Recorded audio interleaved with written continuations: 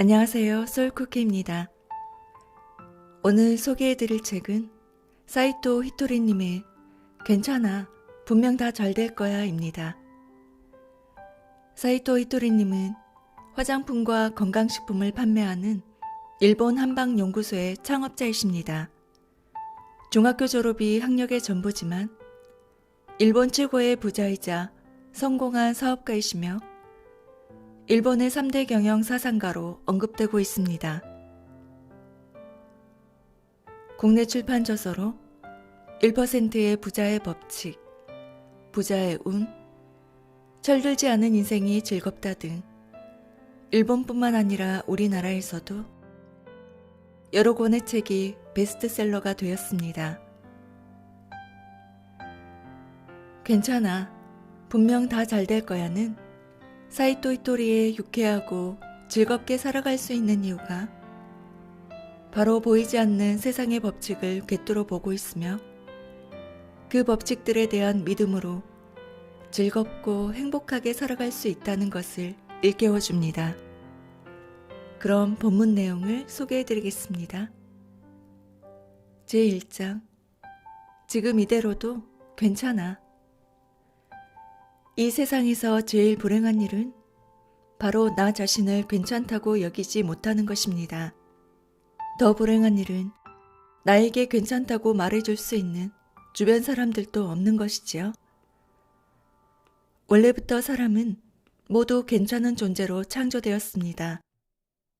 즉, 신은 학교 성적이 나쁜 사람이든 운동회에서 꼴찌를 한 사람이든 있는 그대로 행복하게 살 수 있도록 만들었다는 뜻이죠. 그런데 주변에서 수학을 못하면 안 된다, 운동신경이 둔하다 등의 말을 들으면서 점점 자신이 괜찮지 않다고 생각하게 되는 겁니다. 아직도 부족한 점이 많다고 생각하며 살아가는 것을 겸손이라고 여길지 모르지만 사실은 자신만만하게 살아가는 사람이 오만하게 굴지 않는 것이야말로 겸손입니다. 자신 없는 사람이 오만하게 굴지 않는 건 그저 비굴함이지요. 겸손하게 사는 사람과 비굴하게 사는 사람에게는 나오는 결과가 달라집니다. 그와 마찬가지로 괜찮다고 생각하며 사는 사람, 그리고 괜찮지 않다고 생각하는 사람의 인생도 전혀 다르지요. 그래서 자신의 머리로 생각했든 누군가에 의해 그런 생각이 심어졌든 간에 괜찮지 않다고 생각해서 손해를 보는 건 결국 나 자신입니다. 소바 가게에서 돈가스 덮밥 3개 주세요 라고 주문하면 돈가스 덮밥이 3그릇 나옵니다. 이렇게 많이는 못 먹겠어요 라고 해도 당신이 주문한 음식이기 때문에 당신이 그에 대한 값을 내야 합니다. 이처럼 하늘에 대고 나는 괜찮지 않다라고 말하면 점점 괜찮지 않은 일만 일어나게 됩니다. 그래서 우선 나 자신이 괜찮다는 것을 이해해야 합니다. 그리고 주변 사람에게도 괜찮다는 말을 해줄 수 있는 자세를 갖는 건 역시 중요하지요. 태어난 아이들은 모두 나는 괜찮다고 느끼며 태어났을 거예요. 그리고 부모도 내 아이로 태어나서 고맙다고 느끼겠죠. 그런데도 이런 걸 못하면 안 돼, 저런 걸 못하면 안 된다 라고 말하며 자녀를 키우면 그 아이는 점점 자신과 자기 인생을 믿지 못하게 됩니다. 따라서 부모가 아이에게 제일 먼저 전해야 할 것은 너는 지금 그대로도 괜찮아 라는 마음입니다.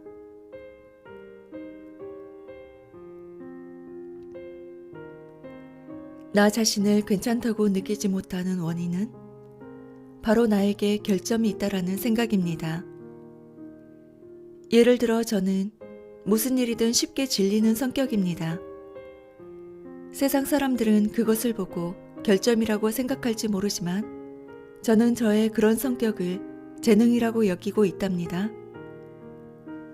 많은 사람이 저마다 재능을 잔뜩 가지고 있는데도 그걸 활용하지 못하고 살아갑니다. 예전에 학교 선생님이 수업 시간에 떠들기만 하는 저에게 너는 수다스러워서 큰일이구나 라고 꾸짖으셨지만 저는 그 수다스러움 덕분에 이렇게 잘 살아가고 있습니다. 게다가 그 수다스러움 덕분에 도움을 많이 받았다는 감사의 말을 해주는 사람도 많이 있죠. 선생님과 부모님이 그런 식으로 행동하면 안 된다고 타이르는 건 그 재능을 살리는 방법을 모르기 때문입니다.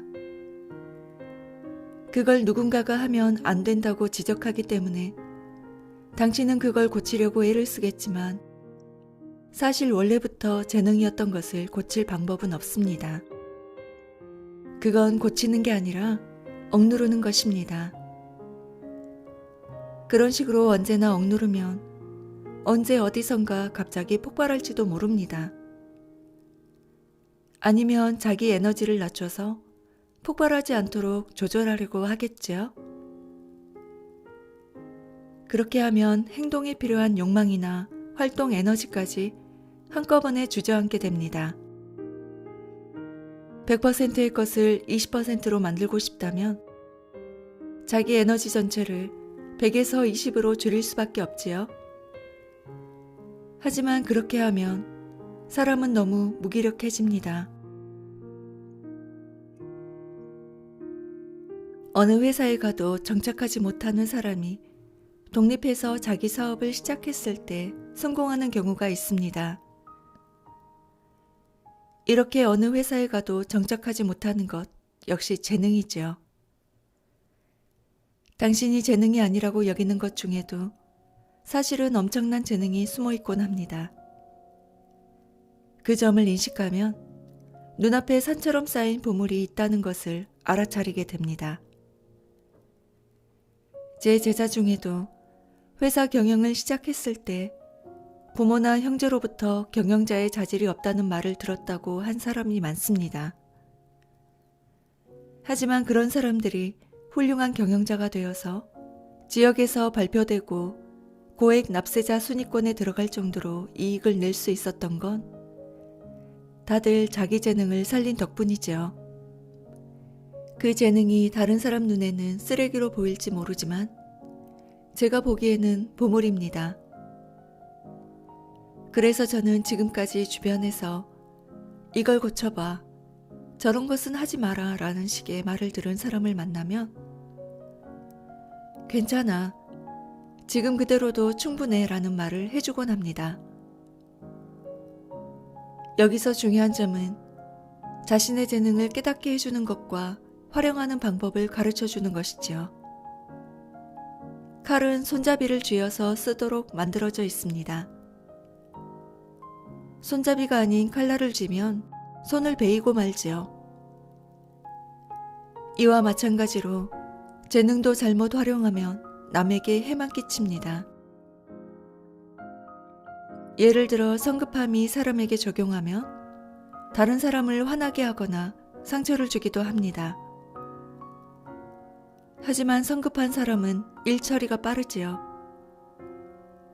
저도 성급한 성격인지라 주변에서는 제가 일하는 모습을 본 적이 없다고 할 정도로 굉장히 일을 빨리 처리해버립니다. 게다가 아주 쉽게 질리는 성격이어서 자꾸만 여러 아이디어를 떠올리지요. 그러니까 근면한 것도 재능이고 나태한 것도 재능이라고 할 수 있답니다. 즉, 있는 그대로 충분하다는 뜻입니다. 있는 그대로의 내 모습을 깨닫고 있는 그대로의 나를 잘 살리는 방법만 생각하면 됩니다. 부자 중에는 부모의 뒤를 잇거나 부모로부터 물려받은 돈이 많은 사람이 대부분입니다. 자수성가하여 큰 부자가 된 사람들도 있지만 그런 사람은 비율로 따지자면 겨우 1000명 중 1명 정도에 불과합니다. 그렇다면 그런 성공을 위해 필요한 1000명 중 1명꼴의 지혜와 용기를 낼 수 있을까요? 아마 거의 대다수는 그럴 수 없을 겁니다. 그런 지혜와 용기를 낼 수 없다는 건 역시 재능이기에 그런 사람들은 회사에서 받은 월급을 가지고 즐거움을 찾아내죠. 그런 사람들에게 이렇게 하면 부자가 될 수 있다, 저렇게 하면 성공한다라는 식으로 말해봤자 그 사람들이 그런 걸 할 수도 없거니와 할 필요도 없습니다. 성공한 인물들이 책을 쓰면 꼭 이렇게 하면 성공할 수 있습니다 라고 하지만 그건 그 사람이니까 가능한 성공법입니다. 체조 선수 중에는 공중 3회전을 할 수 있는 사람도 있고 제주 넘기밖에 못하는 평범한 사람도 있습니다. 그렇게 제주 넘기밖에 못하는 사람은 제주 넘기밖에 못하는 그 상황에서 어떻게 행복하게 살 수 있을까 생각하면 됩니다. 바로 지금 당신이 걷고 있는 길이 가장 빠른 출세의 지름길이고 행복의 길이기 때문입니다. 세상에는 특별한 일을 할 줄 아는 사람이 있고 못하는 사람도 있습니다. 이 사실을 인식하는 것이야말로 삶에 대한 진정한 이해라고 할 수 있겠죠. 작은 트럭은 연비가 좋고 기동력도 좋아서 굉장히 편리합니다. 하지만 작은 트럭에 10톤짜리 짐을 실른다면 아마도 차가 찌그러질 겁니다. 10톤짜리 짐은 10톤 트럭에 실어야 합니다. 이탈리아의 스포츠카인 페라리는 사람도 짐도 별로 실지 못하지만 빠릅니다. 그러니까 작은 트럭과 페라리는 아예 서로 비교조차 할 수 없습니다. 아무리 작은 트럭과 페라리를 두고 이야기해도 작은 트럭은 절대로 페라리가 될 수 없고 될 필요도 없습니다. 작은 트럭에는 그 나름의 장점이 있고 페라리 역시 그것만의 매력이 있는 법이니까요. 저는 괴짜입니다. 그러니까 저를 따라해도 아무 소용이 없습니다. 특히 누게 납세액이 일본 최고인 저는 어떻게 하면 그런 부자가 될 수 있나요? 라는 질문을 자주 듣게 되는데 제 성공법이 반드시 당신에게도 통하는 것은 아닙니다. 예를 들면 퇴사에도 용기가 필요합니다. 저처럼 학교에 안 가는 것에도 용기가 필요하죠. 거친 바다를 향해 나아가려고 할 때 지혜와 용기 모두가 필요합니다. 지혜만으로는 앞으로 나아갈 수도 없고 용기만으로는 무모할 뿐이죠. 만일 지혜와 용기 둘 다 없다면 원래 없는 것이니 어쩔 수 없습니다. 하지만 없다고 해서 행복하게 살 수 없는 것은 아닙니다. 그저 가진 것으로 행복하게 살면 됩니다. 이러한 행복론은 부자론과 별개입니다. 우체국 국장보다 행복한 집배원도 존재합니다. 사회적으로 출세하든 그렇지 않은 사람이든 얼마든지 행복해질 수 있죠. 그리고 부유해졌다고 해서 반드시 행복하다고 말할 수도 없습니다. 사업이 성공해도 직원들이나 주변 사람들의 미움을 받는 사람도 있죠.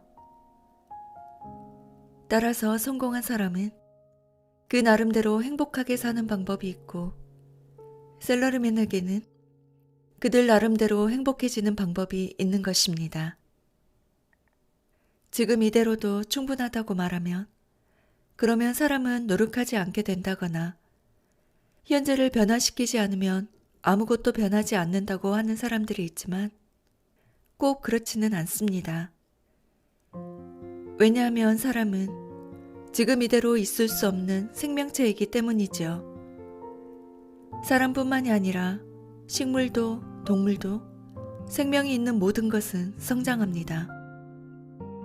성장이 멈춘 것은 다음 생명으로 바통을 넘기기 위해 죽음으로 나아갑니다. 그렇게 항상 성장이 이어지고 있는 것이죠. 그 중에서도 만물의 영장인 사람은 끝이 없을 정도로 한없이 성장하려고 노력합니다. 그리고 육체적인 성장에는 한계가 존재하지만 영혼의 성장에는 한계가 없습니다. 따라서 지금 이대로 충분하다는 말을 들어도 사람은 어떻게든 자꾸 성장하고 싶어 하는 법이죠. 오히려 이 말에 담겨있는 지금 이대로의 나 자신을 인정했을 때 사람은 본래의 장점과 자기 역할을 깨닫고 그 재능을 충분히 발휘할 수 있습니다.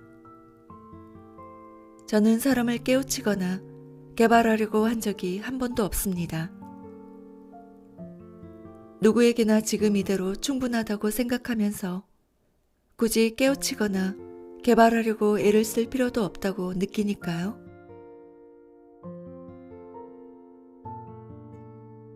제2장 착각을 버리자. 우리가 괜찮다고 여길 수 없는 가장 큰 원인은 스스로가 이래서는 안 된다고 착각하거나 누군가가 괜찮지 않다는 잘못된 생각과 말을 반복적으로 들어왔기 때문입니다. 그 착각 중에 사리사욕은 잘못된 것이라는 인식이 있습니다. 대개 일이 잘 풀리지 않는 사람은 이 사리사욕이 부족할 때가 많아요. 물론 사리사욕을 갖지 않아야 잘 되는 일도 있습니다. 예를 들면 고위급 관료나 공무원들의 일은 공정해야 합니다. 왜냐하면 국민 모두의 돈과 생활을 책임지고 있으니까요.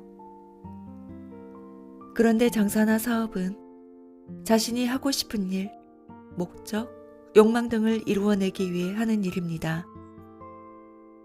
따라서 좀 더 큰 성공을 거머쥐고 싶다라는 마음을 품으면 자연히 세상과 모두를 염두에 두게 됩니다. 그런 걸 처음부터 사리사욕이라고 억누르면 최선을 다할 수도 없고 중요한 힘도 낼 수 없게 됩니다. 그래서 좀 더 옷을 많이 사고 싶다. 고급 승용차를 타고 싶다. 좀 더 인기를 얻고 싶다 등등 나만의 사리사욕을 불태워도 된답니다. 그런 식으로 성공한 사람이 되면 저절로 모두의 행복을 위해서 세상을 더욱 아름답게 만들기 위해서라는 말이 나오게 되니까요. 만사를 사리사욕으로 처리하면 안 된다고 생각하는 사람은 욕망을 드러내거나 돈을 버는 것에 죄책감을 품고 있습니다. 그러나 장사는 고객을 기쁘게 하지 않으면 할 수 없습니다. 그렇게 해서 상품이 많이 팔리면 당연히 좋지요. 많은 사람이 기뻐하니까 많이 팔리는 겁니다. 그리고 상품을 많이 팔면 돈을 벌게 됩니다. 그 돈으로 직원도 채용할 수 있고 세금도 낼 수 있죠. 결과적으로 아무 문제가 없습니다. 그런데 부자는 모두 나쁜 사람들이라며 제멋대로 착각하는 사람들이 있습니다. 물론 그 중에는 사악한 부자들이 있을 수도 있지만 다들 그런 건 아닙니다. 사리사욕을 위해서 상대나 주변 사람을 전혀 배려하지 않는 건 좋지 않은 일이지만 사리사욕을 만족시키는 동시에 많은 사람을 존중하는 것도 가능합니다. 행복이나 성공이라는 것은 결국 서로가 잘 통합되지 않으면 제대로 이루어질 수 없습니다. 사리사욕이 중요하다는 이야기를 하면 많은 사람이 저한테도 욕망이 있어요 라고 대답합니다. 하지만 그런 사람들의 말을 자세히 들어보면 그 정도로는 아직 욕망이 많이 부족한데 라는 생각이 들곤 합니다. 왜냐하면 저는 오직 좋아하는 일만 합니다. 좋아하는 일을 하고 싶은 말을 하죠. 여기까지는 나도 그렇다고 동의하는 사람이 있을지 모르겠습니다. 하지만 저는 거기에 대해서 아예 회사에도 출근하기 싫어 라고 말하지요. 이렇게 말하면 다들 회사에 출근도 안 하고 어떻게 일을 할 수가 있어요? 라고 말하지만 나 대신 일해줄 사람을 고용하면 제가 굳이 출근하지 않아도 됩니다. 그러면 다시 회사 대표가 회사를 안 가면 직원은 일을 안 한다고 반박하지만 근면한 직원을 채용하면 제가 없어도 알아서 야무지게 일을 처리해 줍니다. 어떻게 그렇게 내 마음대로 움직여줄 사람을 구하느냐고 따질지도 모르지만 실제로 우리 회사에는 제가 출근하지 않아도 모두가 최선을 다해서 일합니다. 어떤 일이든 그 일을 아주 좋아하는 사람이 있는 법이니까요. 예를 들면 쌀농사도 지금은 기계만 돌리면 몇십 명분의 몫을 혼자 해결할 수 있습니다.